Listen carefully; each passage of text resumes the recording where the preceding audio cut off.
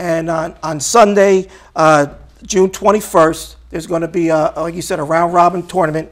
Elizabethport Little League, they have the first-round buys in both divisions, minor and majors.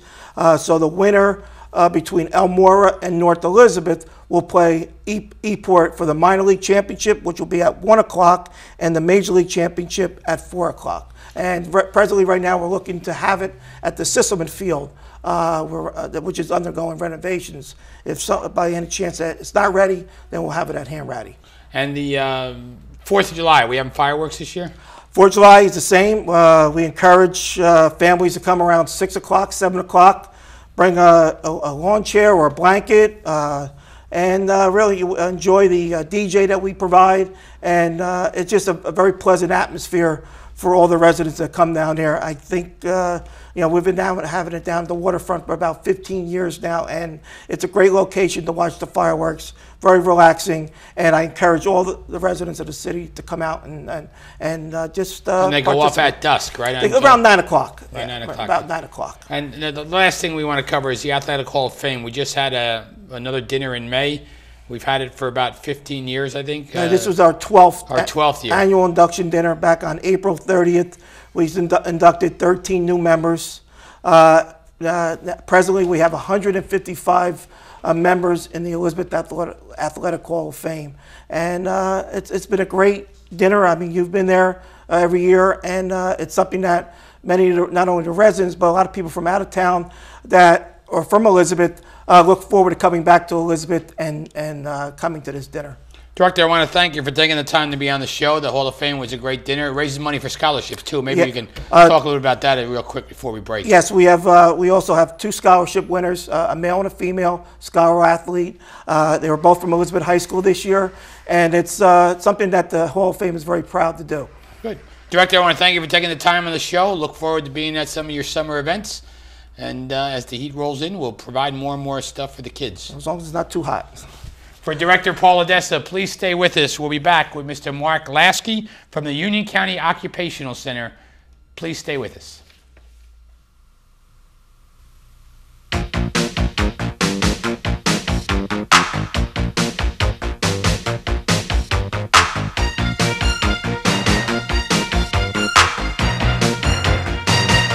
Hello, I'm Mayor Chris Bolwage. Each year, approximately 5,000 young people under the age of 21 die from underage drinking. In Elizabeth, businesses who sell alcohol to minors can face up to 45 days suspension or lose their liquor license. You must be 21 to purchase, possess, or consume alcohol. Consequences of underage drinking include fines, loss of driving privileges, community service, or participation in an alcohol treatment program. This applies even if you do not have your license. With prom and graduation season approaching, remember, the keys to your car can be the key to your future. Do not drink and drive. Welcome back to our city. For the second half of the show, I'm pleased to be joined by Mr. Mark Lasky of the Occupational Center of Union County. Mark, welcome to the show.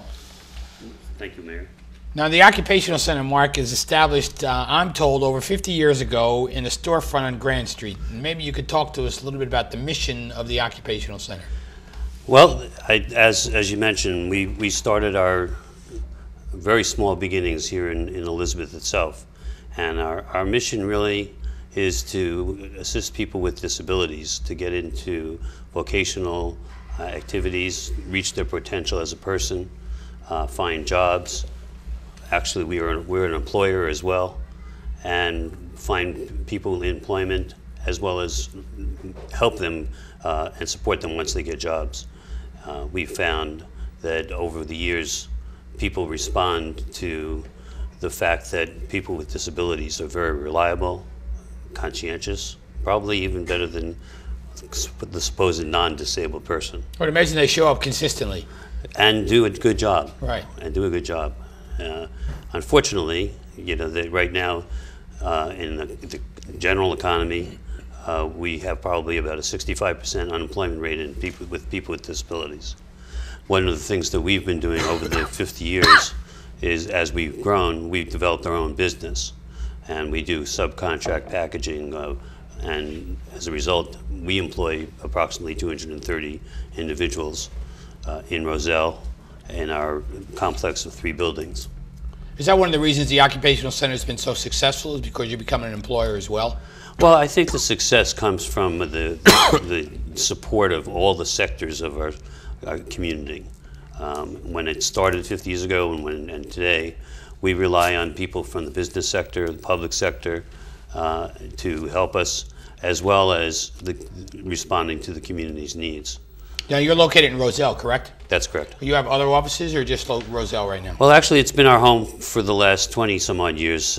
We had our locations here in Elizabeth and up in Berkeley Heights at the old Runnels Hospital. And in the early 90s, moved over to Roselle. There was a building built in Roselle, and then we grew evidently long enough and large enough to be able to handle the idea of a true large business. And that's what I feel as the president of the center we've been able to do, is actually be a good, solid business, and our business is serving people. Now, how many years are you with the Occupational Center? A little over a dozen. A little over a dozen years? Yeah. And is there a criteria to be admitted to the center? Who's it open to? Well, the criteria basically is anybody 18 years or older who has a disability, who can independently function during the program or during their work hours and be able to work. If a person does not have those skills, then we might refer them to another agency for services. But one of the other criteria that we've recently have added is a transitional program for school students who are just about graduating from their special ed, special needs programs. And we've created a transitional program to bridge the gap between the educational system and the world of work, which is very, very different. The service world for adults is extremely different than the one that they're used to. And so we have students coming from a number of districts who actually spend about 2 or 3 days a week with us, directly sent from the school. And that led us to ultimately, talking about the summer, I noticed that the gentleman that you had just before, we began a summer program where the students actually come 5 days a week.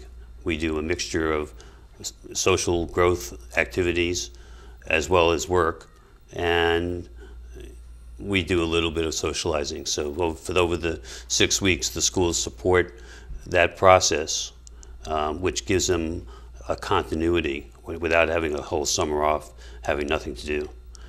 Mark, one of the things, you're only there 12 years, but have you talked with any board members or other the challenges of 50 years ago or when you started compared to the challenges of today? They must be somewhat different, or how have they evolved? Well, I think essentially they're different because, and I've been actually in the field of working on behalf of people with disabilities, so I speak a little bit beyond just the experience at the Occupational Center. But one of the biggest challenges is attitude, community acceptance of the fact that people with disabilities are no longer people that should be hidden away.